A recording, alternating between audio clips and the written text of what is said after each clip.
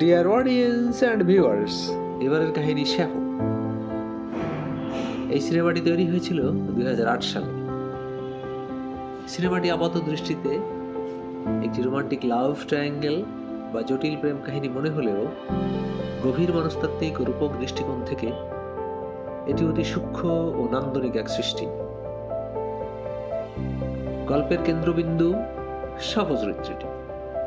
সে প্রথাগত সমাজের বেঁধে দেওয়া নিয়মে এক ধনকোপতির মাধ্যমে ও নিখুঁত গৃহিণী হতে গিয়ে ভেতর থেকে চরম একঘেয়েমি অনুভব করছিল।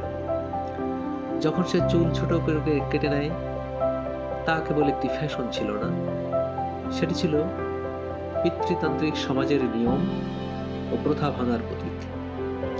Gender identity. সে নিজেকে ছেলে ও মেয়ে উভয় সত্তায় রূপান্তরের এক মানসিক খেলায় মেতে ওঠে। এটি বোঝায় যে মানুষ তার ভেতরের ইচ্ছাকে যখন কোনো ছকে বাঁধতে পারে না, তখন তা এক তীব্র কিন্তু ঝুঁকিপূর্ণ স্বাধীনতায় রূপ নেয়। সিনেমাটির প্রধান শক্তি হল প্রাচীন গ্রিক ইতিহাস ও রূপকের চমৎকার ব্যবহার। খ্রিস্টপূর্ব ৬ষ্ঠ শতকে বিখ্যাত গ্রিক কবি সাফোর নাম অনুসারে নায়িকার নাম এবং লেসবস দ্বীপে তাদের উপস্থিতি রূপক অর্থ বহন করে। আসল সাফো যেমন স্বাধীন ভালোবাসা ও নারী প্রেম নিয়ে কবিতা লিখেছিলেন, সিনেমার সাফো নিজেকে সেই কবির পুনর্জন্ম বা ছায়া মনে করতে শুরু করে। চলচ্চিত্রে প্লেটোর পৌরাণিক গল্পটি উপস্থাপন করা হয়, যেখানে বলা হয় মানুষ আগে পূর্ণাঙ্গ এক সত্তা ছিল, পরে দেবতারা তাদের কেটে দুই ভাগে বিভক্ত করে দেয়।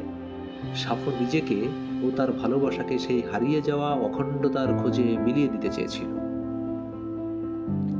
হেডোইজম অ্যান্ড সেলফ ডিস্ট্রাকশন। সিনেমাটি দেখায় যে সীমাহীন স্বাধীনতা এবং নৈতিকতাহীন বাসনা কত দ্রুত একজন মানুষকে ও তার চারপাশের সম্পর্ককে ধ্বংস করে দিতে পারে। সে অবাধ ভালোবাসার নামে তার স্বামী ফিলিপ ও বান্ধবী হেলেনকে নিয়ে এক অদ্ভুত মানসিক খেলায় মেতে ওঠে। তবে তার এই স্বাধীনতা সুখ আনার বদলে এনে দেয় গভীর শূন্যতা, মানসিক ঈর্ষা ও বিষাদ। সে যখন বুঝতে পারে যে বাস্তবতা আর স্বপ্নের মধ্যে বিশাল ফারাক, তখন সে সম্পূর্ণ ভেঙে পড়ে।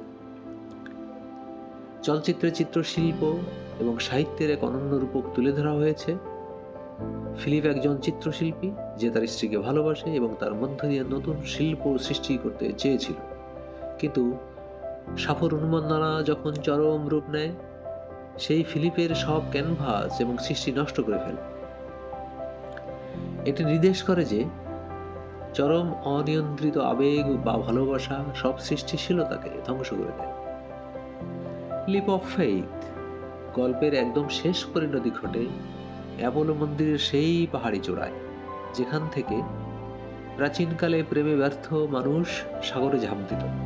সাপো বুঝতে পারে যে বাস্তব সমাজ বা মানুষের মন কোনোদিনই তার এই সীমাহীন ভালোবাসার ধারণাকে গ্রহণ করতে পারবে না। তাই সে অ্যাপোলোর পাহাড়ি চূড়া থেকে সাগরে ঝাঁপ দিয়ে নিজের জীবনের দিশ আনে। সংক্ষেপে বলতে গেলে শ্যাফো চলচ্চিত্রটি মানব মনের জটিল মনস্তত্ত্ব, নিজের আসল সত্তাকে খুঁজে পাওয়ার আকুলতা এবং চরম আবেগের ধ্বংসাত্মক পরিণতি অত্যন্ত নান্দনিকভাবে ফুটিয়ে তুলেছে। অসাধারণ অসাধারণ অতুলনীয় এক মনস্তাত্ত্বিক সৃষ্টি।